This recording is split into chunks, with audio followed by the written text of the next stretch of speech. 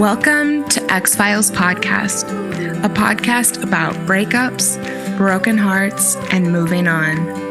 I'm Janice Formicella, a breakup coach passionate about supporting others to heal from their breakups, overcome loneliness, love being single, and see the end of a relationship as the beginning of a magical new chapter in life. I am here each week to share with you the tools that I have learned through my own painful breakups, through hitting rock bottom more than once, and through working with people all around the world to heal their broken hearts. If you are looking for hope and strength to move on from your breakup and resources to enjoy your new single life, you are in the right place, and I've got your back.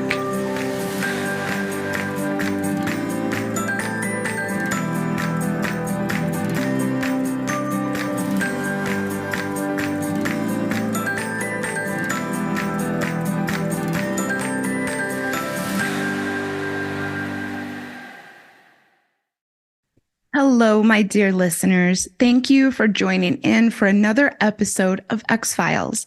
I am flying solo today to talk about flying solo. And funnily enough, I'm actually going on a solo trip, flying literally solo this afternoon. I am going to be giving a bit of an overview today on self-soothing as a means of healing from your breakup and having better future relationships. I have been leaning into doing more solo content this year, as I've mentioned before, and I thought this would be the perfect topic to start the year off with. One of the things I am most passionate about as a coach and as a public speaker is the issue of loneliness and overcoming loneliness. I had the beautiful opportunity to speak on many platforms last year on the topic, and it is something that I am continuing to study and develop. I know that we are all capable of overcoming loneliness on our own. Currently, I am focusing on self-soothing and its role in overcoming loneliness, coming out stronger after a breakup, and having happier future relationships. I have a personal story that involves my commitment to learning to self-soothe, and I am going to share that with you today. This journey of mine completely changed my life. I became more interested in the topic as I felt into my role as a podcaster and a coach who focuses on breakups and dating. And therefore, I was being faced constantly, especially the last year and a half or so, with the ongoing popularity of attachment styles as it relates to both breakups and dating. One of the ongoing struggles or issues that I have had with the conversation around attachment theory is that it often centers around creating an identity around one's attachment style or attachment tendencies, as I like to call them, rather than embracing the potential to move from an insecure style to a secure style, which we are capable of. This is particularly prevalent around the impacts of having an anxious attachment style or an anxious attachment tendency. So it was an absolute revelation to discover the book Polysecure by Jessica Fern last year in the midst of my study around loneliness. I found Fern's focus on the empowering nature of committing to becoming more secure in our relationships and the snowball effect that it has on those around us. One of her challenges to those who consider themselves to be anxiously attached is to learn to self-soothe. I was really excited when I read this, and it really lit a fire in me that is burning today. Even as I record this episode, I'm really on fire, really turned on about the topic. Let's get into it. Self-soothing. What does it mean to self-soothe? What am I even talking about? In short, it is our ability to regulate our emotional state on our own. It is particularly useful when dealing with feelings of anxiety, overwhelm, confusion, and anger. ClarityClinic.com says, when we get hurt physically or mentally, when we feel anxious or depressed, we all hope to feel better. We seek to feel better by learning how to make ourselves heal and relieve anxieties in both immediate and long-term ways. In other words, we self-soothe. Self-soothing is a way in which we treat ourselves to feelings of betterment so that we can move forward past any negativity or pain. So while there are many benefits to having people in your life to rely on for support, self-soothing frees our relationships from the burden of feeling that this support is required. It helps us to recognize that we don't need someone else to feel better when things go wrong. Jessica Fern can certainly explain things better than I can. She says, when we are able to tune in and tend to our needs from the inside first, we may still seek outward support, comfort, and guidance from our partners. But our fundamental well-being and sense of being okay are not dependent on it. When applied to the self, attunement is our ability to turn inward in order to become receptive and aware of our interior world. Self-attunement is the inner inquiry into what you are feeling, needing, thinking, and experiencing. Self-attunement facilitates self-knowing, which furthers our ability to self-regulate and soothe our own physiological and emotional states, as well as respond appropriately to our environment. I don't know about you, but that sounds so liberating to me. And part of the reason it sounds so liberating is because I know that it is. And I know this because of my own journey. I grew up in an environment without a lot of privacy. I was a member of the LDS/Mormon church. I grew up in a big family. I had a lot of other people constantly up in my business. Making decisions, having something emotional happen, and experiencing anything external were all matters of kind of the larger family or community. So, for instance, when I had my first breakup in high school, I was tortured for days because I did not have enough privacy to cry or grieve. And this is because, having the relationship in the first place was something that I was forced to keep secret, because having romantic relationships as teenagers is something that the adults around you have a lot of input in, a lot of judgment. They might restrict you from doing it. So I didn't have anywhere to really grieve, and it was very painful, even physically.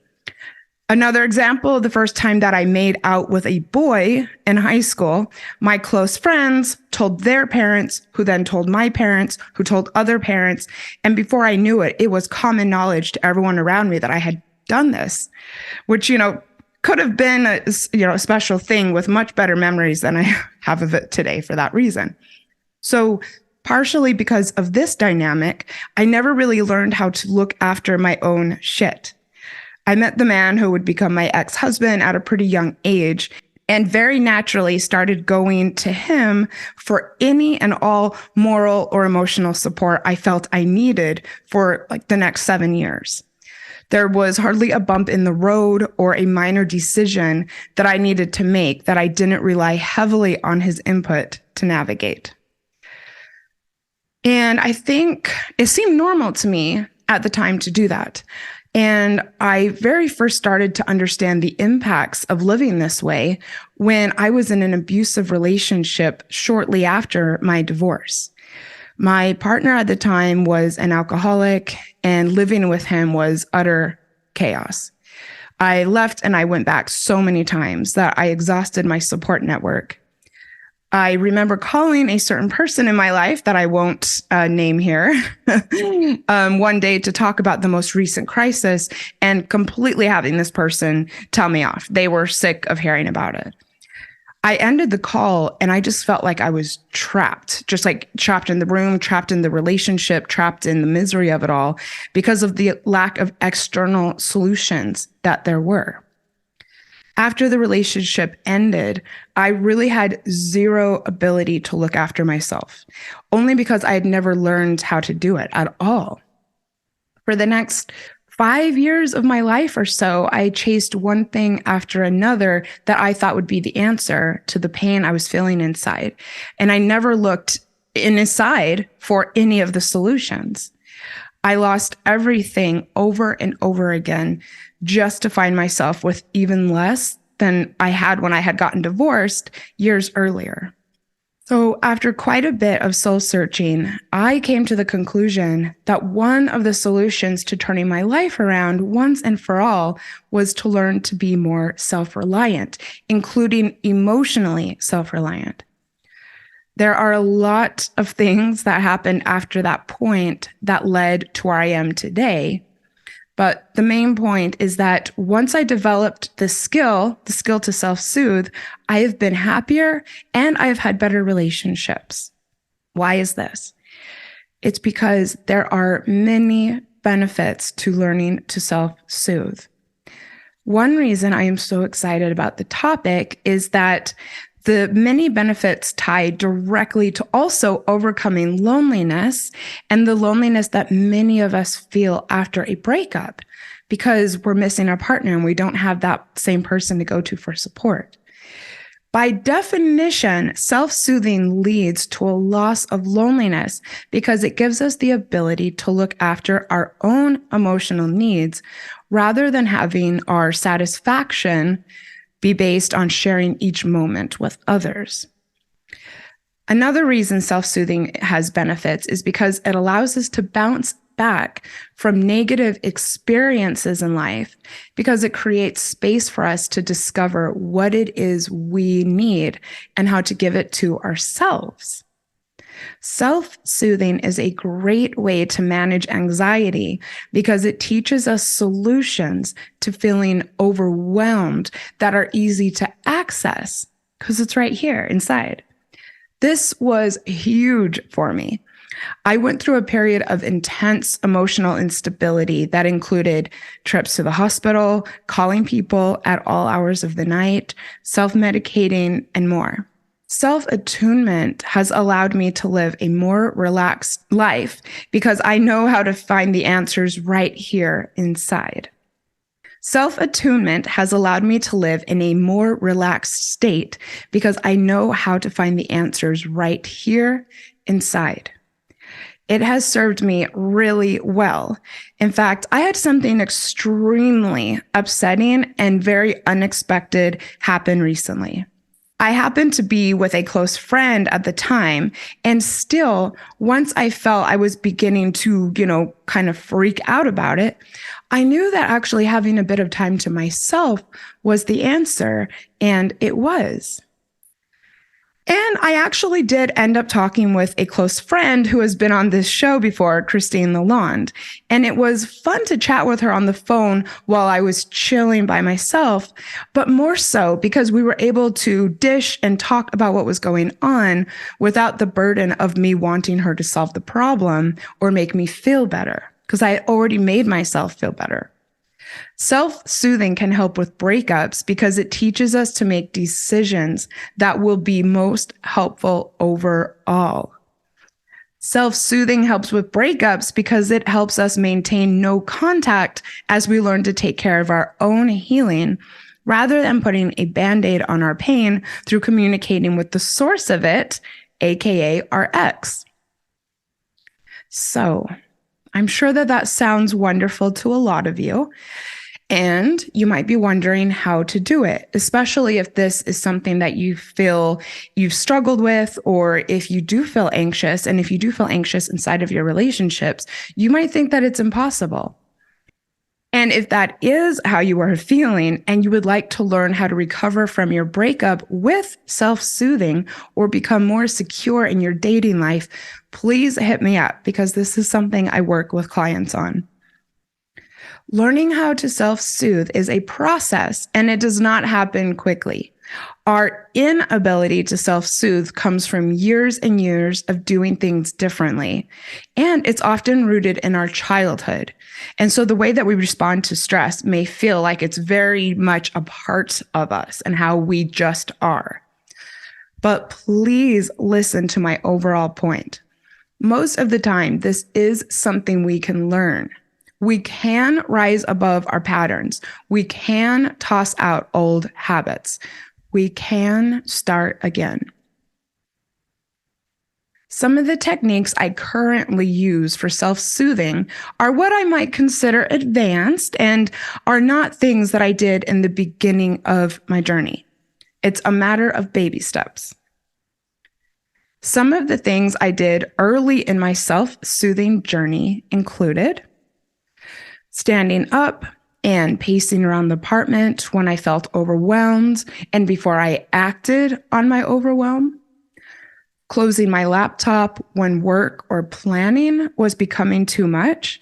I was first learning to do this when I was living in Australia after several years and saving up and planning a move back to America. I didn't have a job. I did not have a lot of savings. It was a very somewhat stressful, big thing to plan. And yes, often I did feel overwhelmed and I would just close my laptop, maybe walk around, go outside. Another thing that I did was listening to my breath and counting down from 10 when something stressful happened. I know that might seem a little cliched, but it actually really does work. Another thing I would do is I would stop and do the dishes. I know that might seem a little counterintuitive, but just trust me, it works. I would sometimes set a 7-minute timer and tidy up the apartment or the space around me as a healthy distraction from how I was feeling. Setting a timer is good because you have a start and a finish to it and you don't have to think about the time. And 7 minutes works for me because it's like just long enough to get something done, but not too long to completely derail what I was already doing. I would also sometimes put on a fun playlist. You could, create a stress playlist for yourself of music that will snap you out of it. I would sometimes pack up my things and go to a local bar or cafe to get my work done. Getting out of your environment is super effective for self-soothing and stress and anxiety. Sometimes I would, and I still do, put cold water on my face. That's also great for anxiety. Jessica Fern's wonderful book, Polysecure, includes some tips as well. Some of them include: take yourself on a date or pamper yourself with something that you genuinely enjoy. So take yourself on that sexy solo date night that I am always talking about. Listen to self-hypnosis tracks or positive affirmations that are aligned with what you want to feel about yourself. Another one of her tips: write yourself a love letter or make a list of all of the things you appreciate about yourself. Another one: start a gratitude practice and make sure to include yourself as the object of gratitude. And she has many more, but one last one I'll read. Let yourself laugh and seek out humor.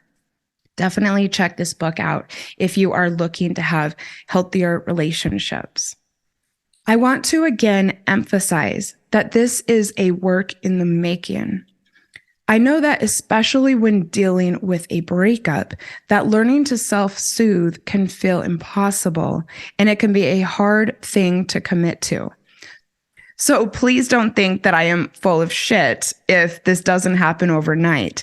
And please give yourself tons of grace and patience as you develop this important skill. I really think that this could be a game changer for you. Do you have a story about self-soothing that you'd like to share with me? Please find me on Instagram at Janice Formicella or X-Files Podcast and let me know. All of the information is in the show notes.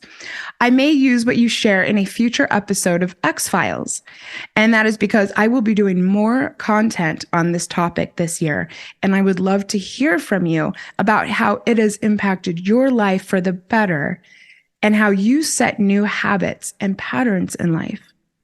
If you found this episode helpful, I would appreciate it if you left me a 5-star rating and review on Apple Podcasts and let me know. And this is so that I get to hear from you and also so that you help others find the show. I am sending you so much strength as you navigate this. And with that, I will see you next week.